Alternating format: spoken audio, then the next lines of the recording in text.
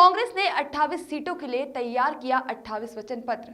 कांग्रेस की सरकार बनने पर दिए प्रदेश की जनता को बड़े वचन, जिस पर भाजपा के मंत्री ने कहा कि इस तरह की घोषणाएं पिछले चुनाव के समय भी कांग्रेस ने की थी, लेकिन अभी तक कुछ नहीं हुआ। वहीं मंत्री ने कहा, यदि अभी चुनाव के समय उनसे कहा जाए कि चांद को जमीन पर लाना है तो वे इसके लिए भी हाँ बोल देंगे। वहीं मंत्री ने कहा कि इस तरह की घोषणाएं पिछले चुनाव के समय भी कांग्रेस ने की थी, लेकिन अभी तक कुछ नहीं हुआ। वहीं मंत्री ने उपचुनाव को लेकर समीक्षा की और निर्देश दिए। साथ ही कहा कि बीजेपी सरकार अतिथि शिक्षकों के लिए काम कर रही है। कांग्रेस ने कई घोषणा नहीं की। कांग्रेस पर आज तंज कसते हुए मंत्री ने कहा कि गांधी जयंती से महापुरुषों का ठेका कांग्रेस के पास नहीं है। बीजेपी महापुरुषों का सम्मान करती रही है। कांग्रेस ने 28 वचन पत्र तैयार किए हैं। पुराने वचन पत्र पर कार्य करें। कोरोना काल में मारे गए लोगों को ऐसे ही लॉलीपॉप देने की घोषणाएं की थी। वहीं मंत्री ने कमलनाथ पर निशाना साधते हुए कहा कि कांग्रेस की अंतर्कलह थी, जिस वजह से जनता ने कांग्रेस की सरकार को हटा दिया। वहीं खरगोन के आरोपी गिरफ्तार नहीं हुए, अभी तक वे कहां हैं? कांग्रेस ने 28 सीटों के लिए 28 वचन पत्र तैयार किए हैं। कांग्रेस की सरकार बनने पर दिए प्रदेश की जनता को बड़े वचन, जैसे छत्तीसगढ़ सरकार की गोधन योजना को मध्य प्रदेश में करेगी लागू।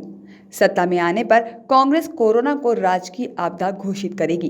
कोरोना संक्रमित मरीज की मौत पर कांग्रेस देगी अनुग्रह राशि। संक्रमित मुखिया की मौत पर परिवार के सदस्य को मिलेगी सरकारी संविदा नियुक्ति। फुटकर व्यापारियों को 50,000 का ब्याज मुक्त ऋण देने की बात कही। वो 28 का वचन पत्र करें, इसमें आपत्ति नहीं है, पर जो उनका पुराना वचन पत्र था उस वचन पत्र का क्या हुआ उसके बारे में वचन पत्र जारी करें तो वो ज़्यादा ठीक होगा। 28 विधानसभा का क्यों कर रहे हैं? प्रदेश में उन्होंने जो वादा जनता से किया था सरकार के समय, उस वचन पत्र का क्या हुआ उसके बारे में वो सफ़ेद श्वेत पत्र लाएं तो वो ज़्यादा अच्छा होगा।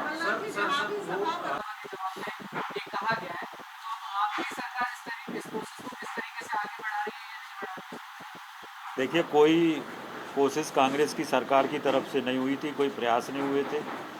उन्होंने वादा किया था चुनाव के समय में कि हमारी सरकार आएगी तो हम अतिथि विद्वानों को तत्काल नियमित करेंगे, सरकारी नौकरी में लेंगे उनको, पर 1.25 साल तक इन्होंने क्यों नहीं किया? और इसलिए ये चुनावी सगुफे हैं सब, कोई इनको कुछ करना नहीं था। हम लोगों ने तो अतिथि विद्वानों के लिए अलग से 20% मार्क्स, 20 मार्क्स अलग से हम लोगों ने उसमें नियमित, अगर परीक्षा में सम्मिलित होते हैं वो शिक्षकों की, तो वो व्यवस्था हम लोगों ने की थी। इन्होंने तो वो भी समाप्त कर दी।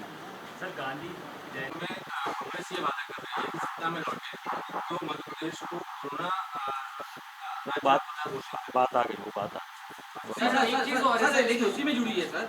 उनका ये कहना है कि कोरोना काल में जो लोग मृत्यु हुई है उनके परिवारजनों को हम नौकरी देंगे, अनुग्रह राशि देंगे, यानी तमाम वो कोरोना को लेके पूरी सियासत जो है उसमें भी देखने को। अभी तो आप वो उनसे पूछो चांद को ज़मीन पे लाना है तो वो चांद को भी ज़मीन पे ला के दे देंगे। इसलिए चुनाव के समय तो ये तो उस समय भी ऐसे ही कहा था, उस समय भी ऐसे ही वचन पत्र उन्होंने जारी किया था।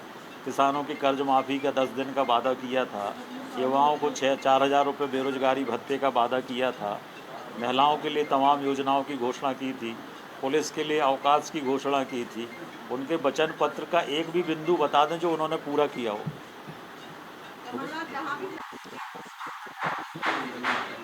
देखिए, ये कांग्रेस की अंदरूनी अंतर्कलह थी, कोई भारतीय जनता पार्टी ने नहीं हटाया।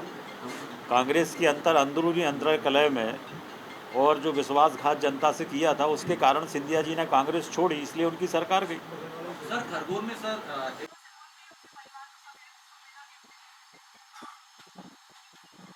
देखिए, इस तरह की तमाम घोषणाएं, वादे पिछले चुनाव के समय भी कांग्रेस ने किए थे, और अब कैसे भी सत्ता में आ जाएं, इसके लिए इस तरह के अब वादों की, वचन पत्रों की लगातार घोषणाएं होंगी।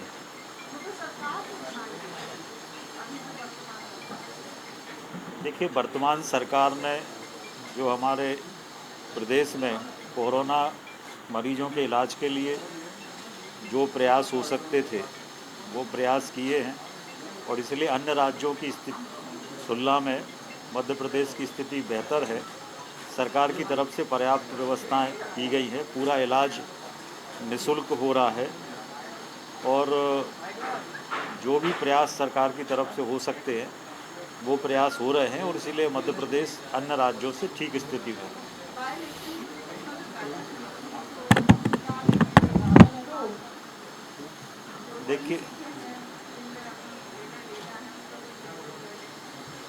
देखिए कल उपचुनाव को लेकर माननीय राष्ट्रीय अध्यक्ष श्री जगत नड्डा जी ने बैठक ली है और बैठक में उन्होंने चुनाव प्रबंधन की समीक्षा की है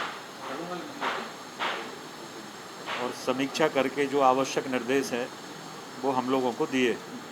सर, कर्ज माफी के बाद एक और बड़ी चीज सामने आ रही है, पुरानी सरकार ने अतिथि विद्वानों के नियमितीकरण।